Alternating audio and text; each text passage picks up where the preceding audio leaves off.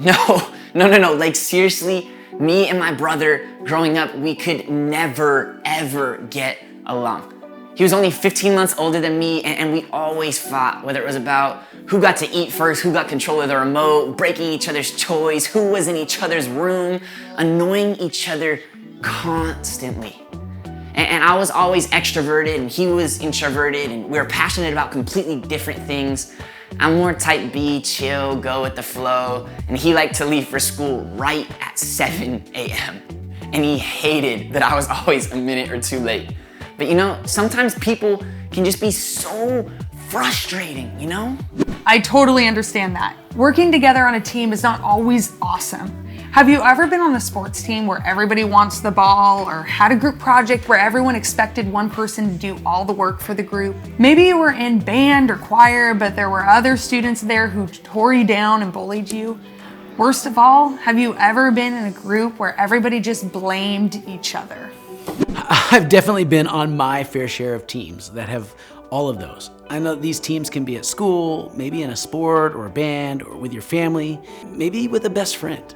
When we get hurt, torn down, or have differences of opinion with others, it can be easy to start believing that it's better to just do life on our own, to not let anyone truly in, to be selfish and always go after what we want.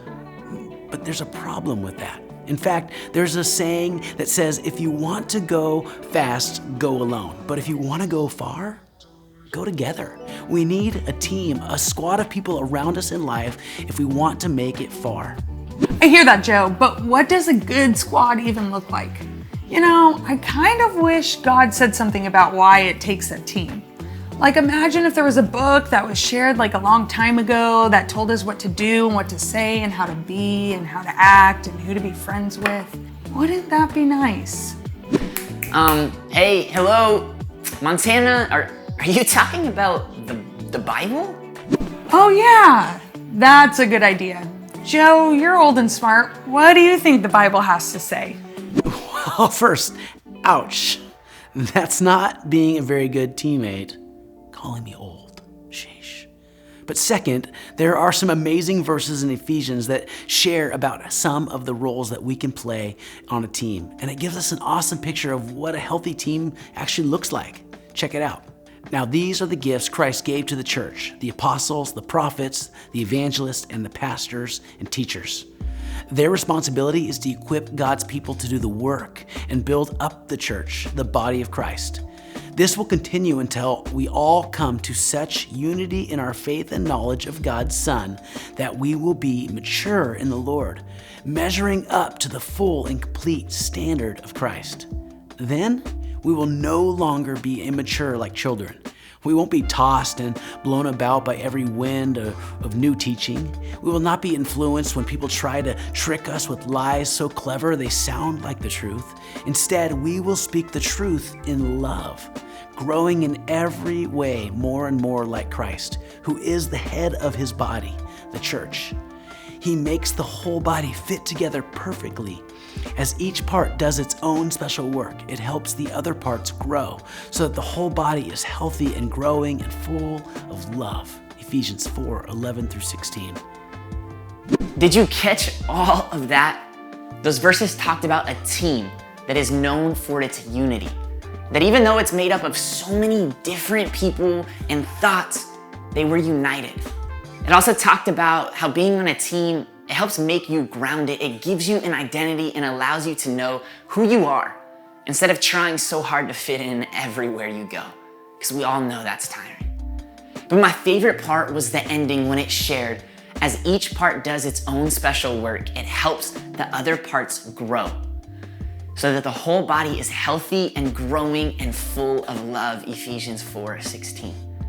You see, it takes a team for us to reach our full potential. And it's in a team where we're gonna be challenged to grow, or maybe we get to challenge someone else to grow as well. Steven, I hate to interrupt, but doesn't a team like to require different positions or roles? On a good team, everybody can't just be doing the same thing. That's such a good point, Joe. I mean, could you imagine me trying to walk with one of my legs decided to stop working? Or what if one of my hands was trying to be one of my feet? Or imagine if my eyes wanted to be my mouth. Like literally, the only way I function each day is because each part of my body does its role on the team. Yes, that's so good. And the best part about those verses in Ephesians is they literally share about some of the most important roles we can play on a team here at church with our small groups. Those verses talked about 5 different roles we can all play: apostles, prophets, evangelists, pastors, and teachers. And I know those are some funky names for players on a team, but let's explain each role in the context of a team working together during an escape room. And apostles are the pioneers. They drive new efforts and create change. So in an escape room, this might be the person who keeps trying to open the new doors, turn the new knobs, who's pushing the team forward. Can anyone relate to that? Or maybe you're like a prophet. A prophet presents God's truth to others, especially when that truth might be hard to hear sometimes. Like picture this, in an escape room, this is the person who's probably warning everybody how much time they have left, or telling a teammate that they need to get refocused on the task at hand. Does that maybe sound like you a little bit? And the third one, evangelists. They spread the good news of Jesus wherever they go, and in a really awesome and compelling way. So picture this, in an escape room, this is probably the person who invited everybody else to the hangout. They're the person posting all over social media about how awesome escape rooms are. They have that energy. Does anyone relate to that? Pastors provide care, guidance, and comfort to others. It's way bigger than just preaching. In an escape room, this is the person encouraging the team, checking in with whoever is frustrated and challenging their teammates to keep going. Is that you? Teachers, they help others apply what God has said. They're great at explaining difficult ideas. In an escape room, this might be the person reading the clues and explaining the next steps and making sure everyone understands what to do next. Does that sound like you? In God's family, none of us are going to be naturally gifted at all these things, and that's okay. That's why we're on a team. Growing in our faith is a little bit like solving an escape room.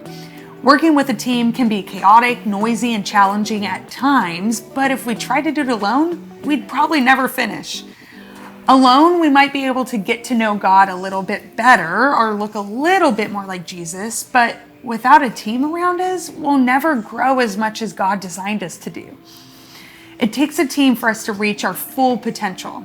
As we hang out in small groups, ask each other in the group which role they related with most. Find some friends who might be similar to you and find others in your group who are a lot different. Every person needs a team around them. Definitely. And after you do that, chat about some of the ways that you can all grow as a team together. How can you support the other students in your group? How can they support you? Y'all are so awesome, JHM. Peace out.